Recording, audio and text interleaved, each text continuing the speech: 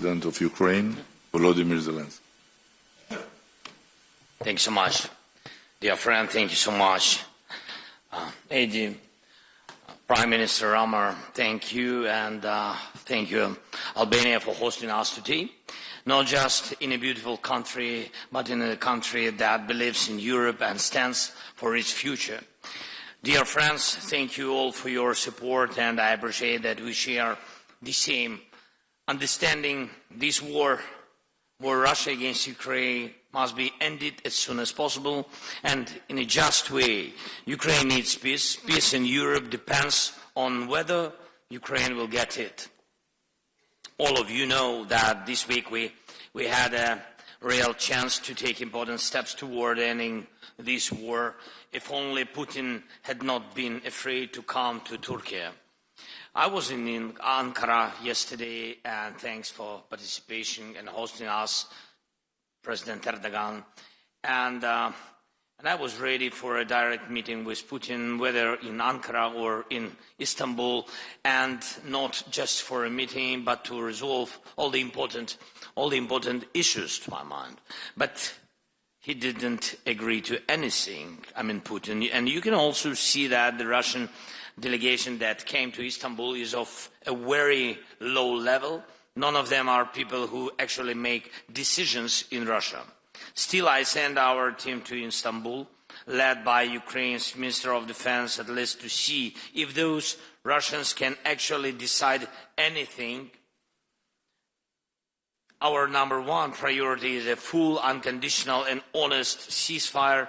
This must happen immediately to stop the killing and create a solid basis for diplomacy, first of all. And if the Russian representatives in Istanbul today cannot even agree to that, to ceasefire, to this clearly necessary first step, then it will be 100% clear that Putin continues to undermine diplomacy.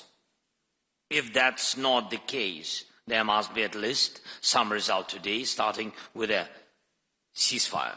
The Ukrainian delegation has a mandate to make decisions. As we saw yesterday, Russia sent almost the same people it sent in 2022. This shows that Russia has not changed its basic approach. They make many statements, many threats, but solve nothing. They are doing everything they can to turn this Istanbul meeting into a staged, empty process, just like the ones in 2022. It's not us or Western leaders who are disrupting the negotiation, as the Russians have been claiming for years. It's Russians who send empty heads to the talks. And that's what destroys the meaning of diplomacy. So if it turns out that the Russian delegation really is just theatrical and can't deliver any results today, the world must respond. There needs to be a strong reaction, including sanctions against Russia's energy sector and banks. Pressure must continue to rise until real progress is made. Ukraine is ready to take all realistic steps to end this war. I call on Putin to give his delegation real authority, and we need a full stop to the killing, long enough to give diplomacy a real chance. Secondly, we must build at least a minimum level of trust in the negotiation process. This can be done by releasing prisoners of war, returning Ukrainian children taken by Russia, and releasing civilian hostages currently held by the Russian side.